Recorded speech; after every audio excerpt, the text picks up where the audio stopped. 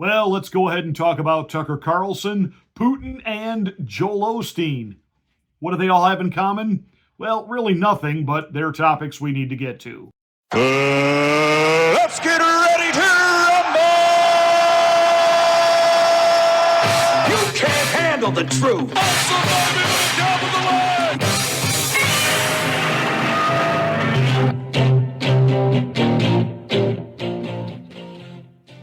Hi, I'm Pastor Marty, and this is the Afternoon Drive. Thank you so much for watching. Make sure that you are subscribed to the channel, because occasionally, YouTube, in being helpful, likes to purge the membership and subscription rolls. So make sure you're still subscribed.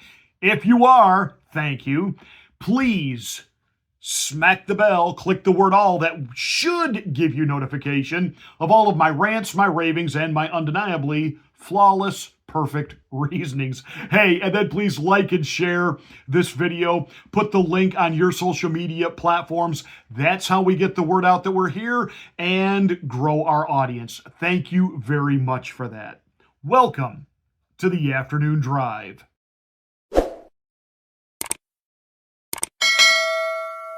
So as many of you are aware, and of course many already within social media and alternative media and lying legacy corporate corrupt mainstream media, have been talking about traitor Tucker Carlson going to Russia and interviewing Vladimir Putin.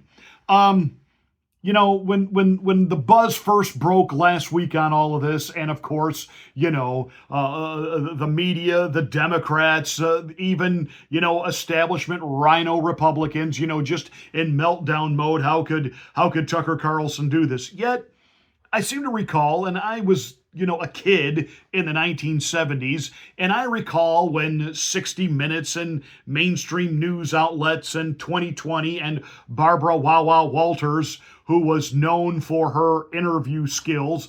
I remember when Barbara Wawa went to Cuba and interviewed Fidel Castro.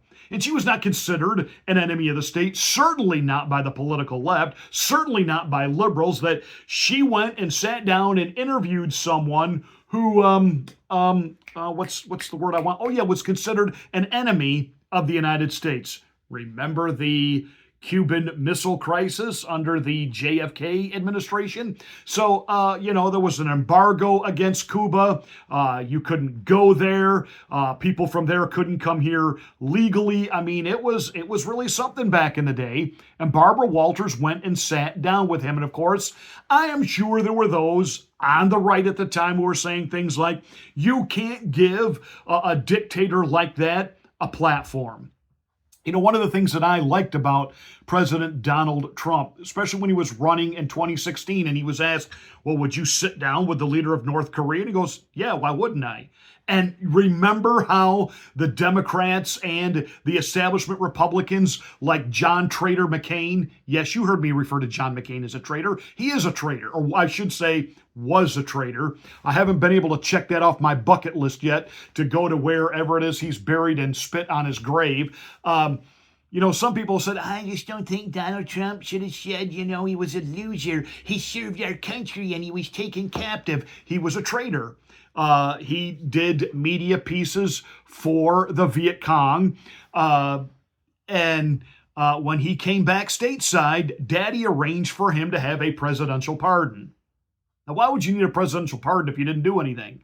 And of course, once he got himself elected to the hallowed halls of Congress, he managed to make sure that he got on the right committees so that he could seal all the documents of what he and others may have been up to over in Vietnam, which is why for years, decades, families of those missing in action never got any closure. You know why? They weren't allowed to see any of the records. You know why? John McCain covering his own backside. John McCain was a vile, reprehensible human being. Period. Don't ever, in my presence, refer to John McCain as a hero. And I know the Navy loves him. The Navy has given him a hallowed place. And I get why the rank and file, because he is this image of him has been portrayed as a hero. Listen, I went to a college where the religious leaders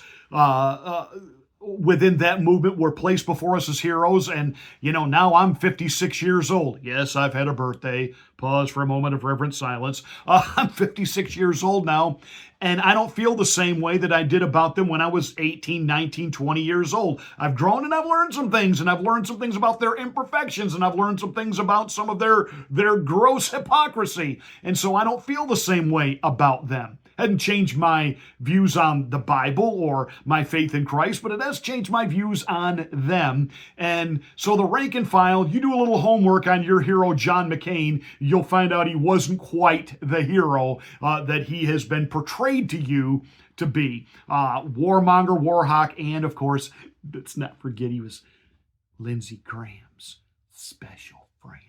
I can't stand John McCain.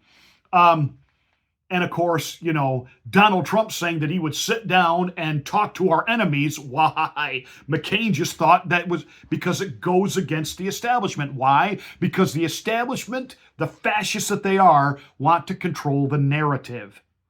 And this is what they were afraid of, that Tucker Carlson would sit down with Vladimir Putin, people would watch it, and all of a sudden what Vlad was saying was not going to match the rhetoric, the propaganda that's been fed to us. Now, again, as a kid of the 70s, I'm a Cold War kid. I'm not real keen on Vlad Putin or Russia. However, just recently, I watched a video on YouTube of a guy from Australia who apparently now lives in Russia, and he likes to give little tours of this is what a typical Russian apartment looks like. This is how going to shop in a typical Russian store, what the experience is like. Well, recently he took us to a Russian McDonald's. I think I told you about this. And of course, McDonald's and many other American corporations pulled out when Russia went into Ukraine.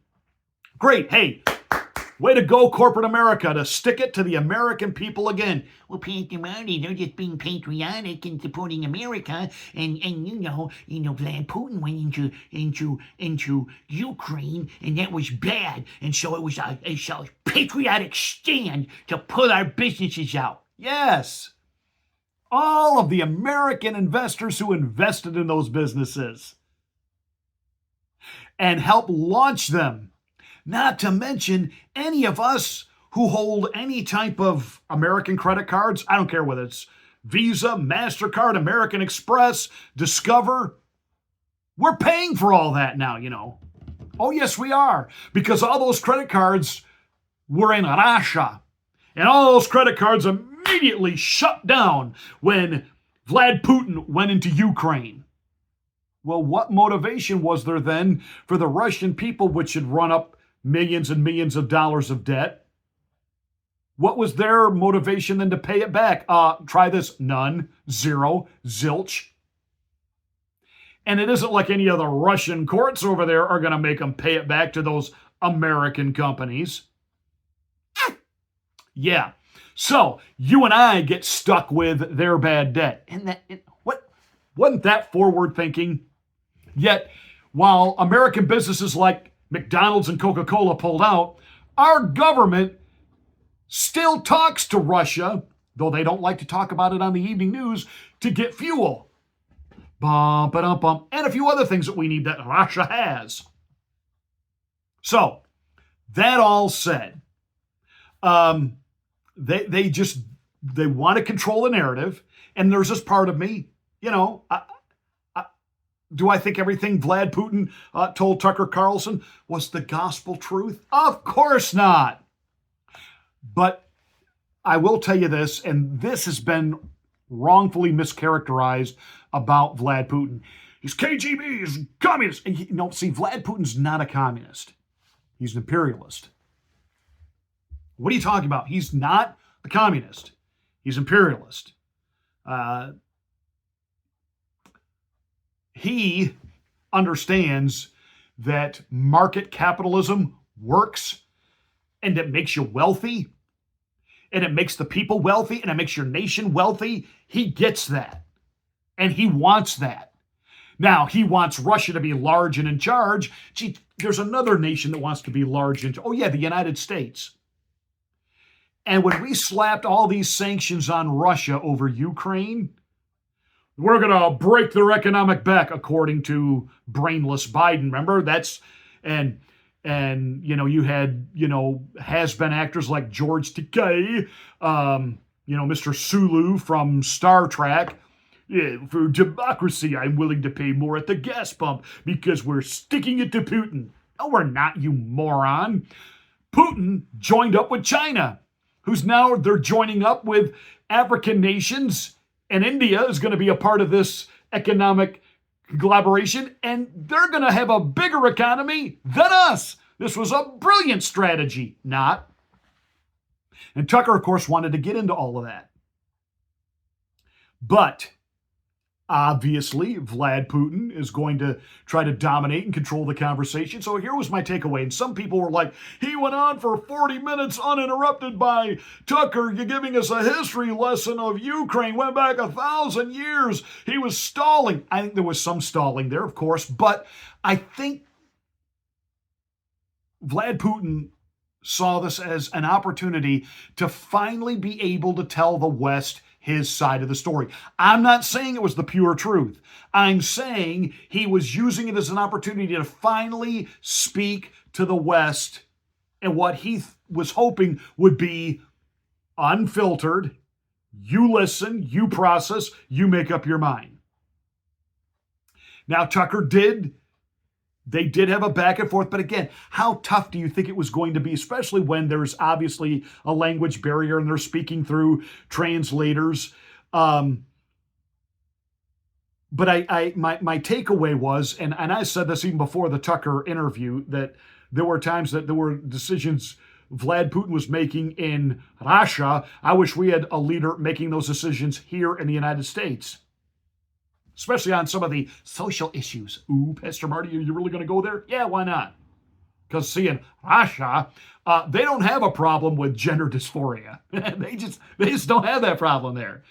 And it isn't about persecuting people. It's about preserving the human race. Bum-ba-dum-bum. Bum-ba-dum-bum-bum. See, if everything is morphing into, quote, a unisex, non-binary, what's the other one? It's pand or something. That's not the right. I'm pansexual. I'm just attracted to human beings.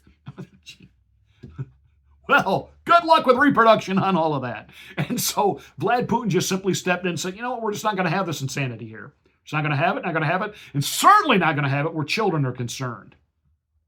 That's even turning the stomachs of people here in this country, as it should.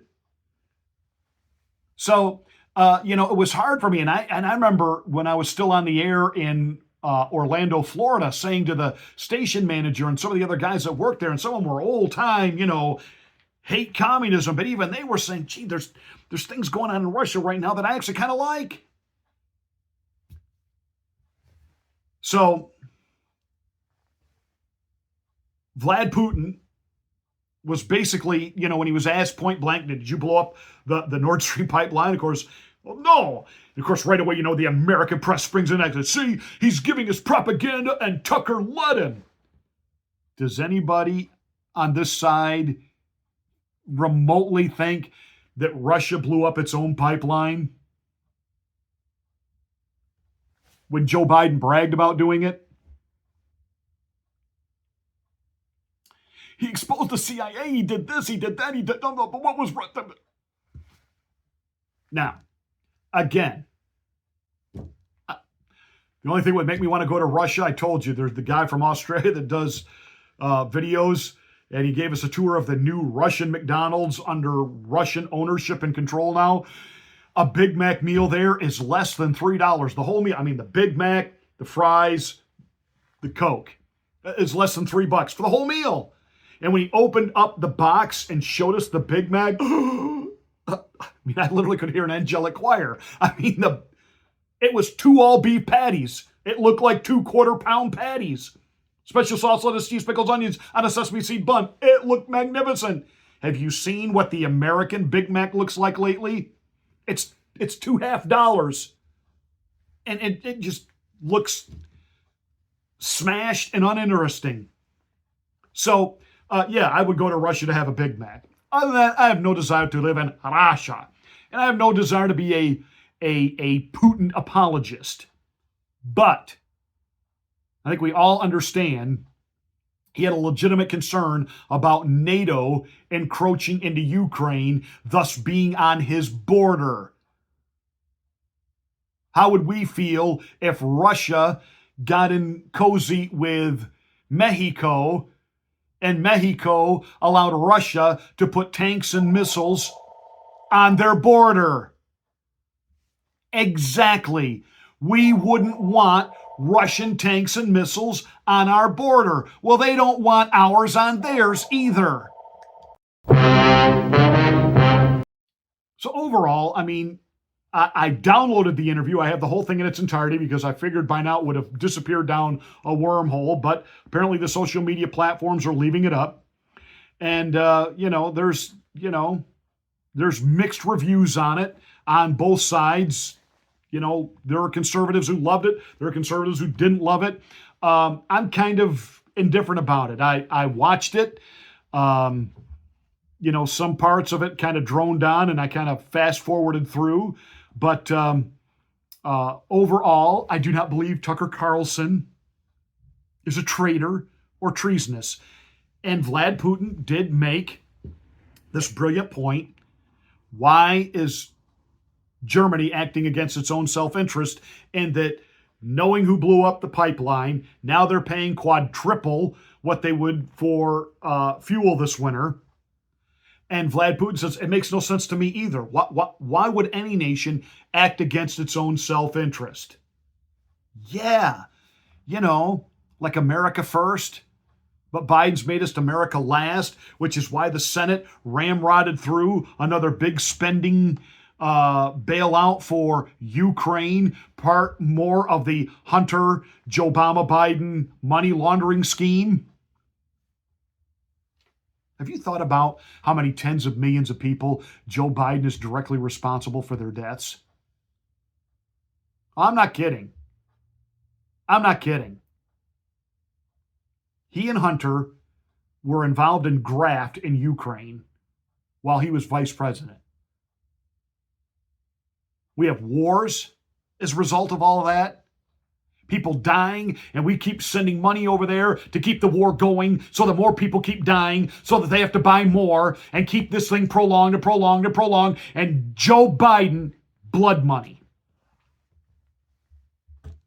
Yet, we want to put Donald Trump in prison because he supposedly shoved some crazy old loon into a dressing room and raped her. But even she said, rape is not violent, it's sexy. This is the America we live in.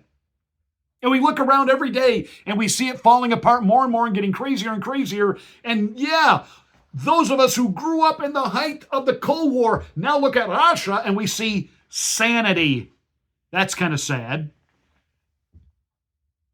I still love my country. I have no intention of leaving it. But I thought, Tucker, kudos to Tucker. He got the interview.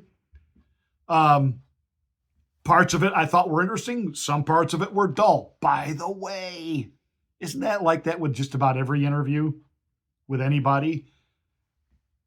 It was over 2 hours. And here's what I'll tell you I really think the political establishment hates. I think they know, especially after, and I think this was brilliant on Tucker, to dump the whole interview and not edit it.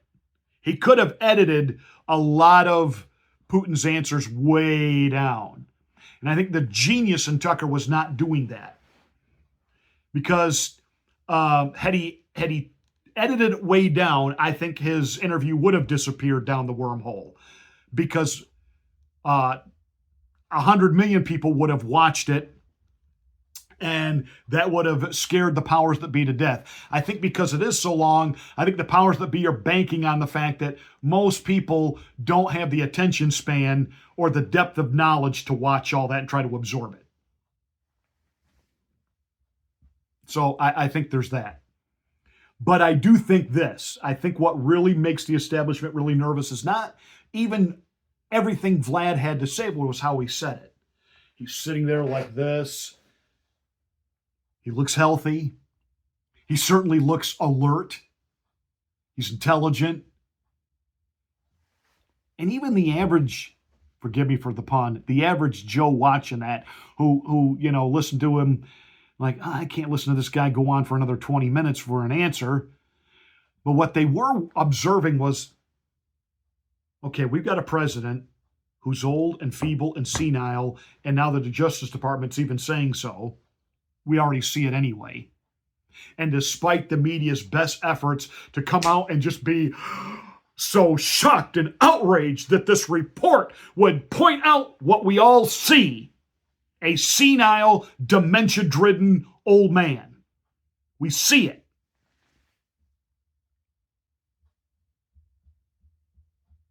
That's not Vlad Putin. And the average voter is thinking,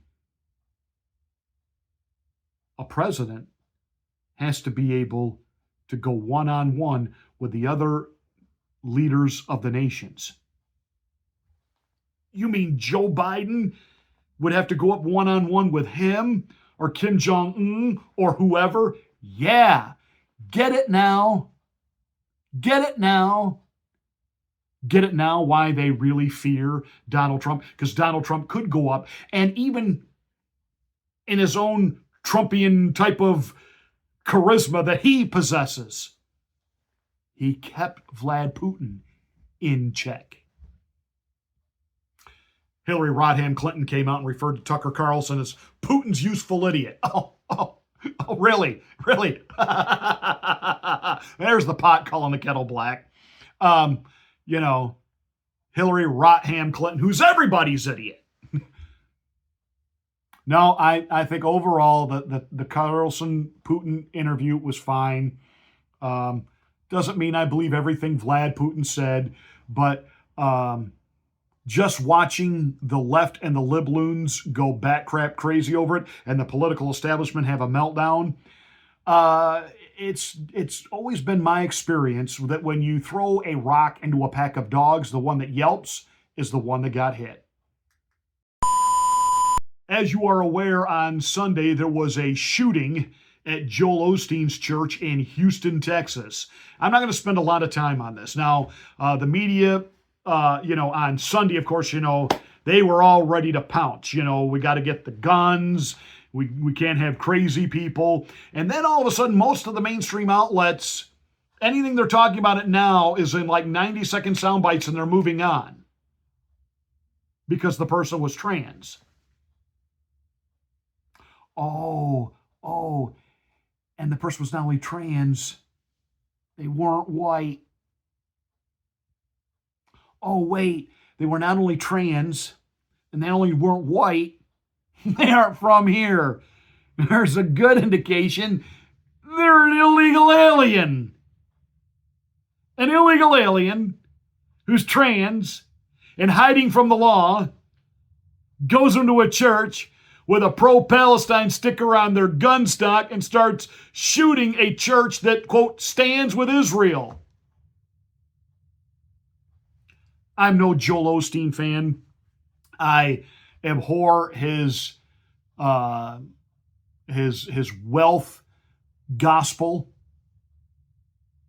When a so-called ordained preacher of the gospel cannot say definitively that Jesus is the only way to heaven, he's a huckster and a shuckster, and I have absolutely no respect for Joel Osteen whatsoever.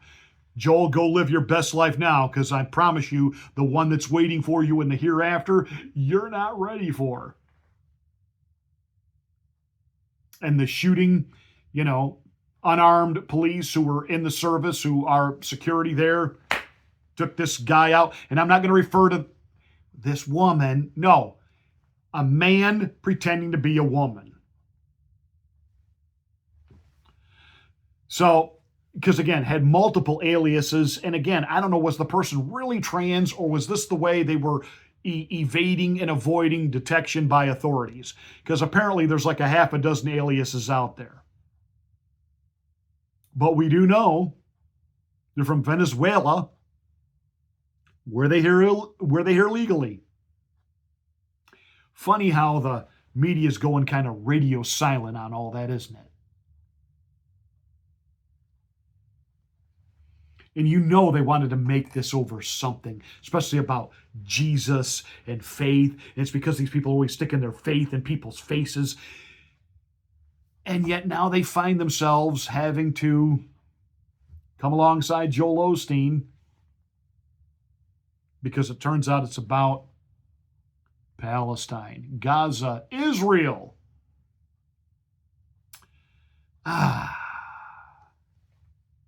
Tucker, Putin, and Joel Osteen. Who would have thought those three individuals all would have made the same news cycle?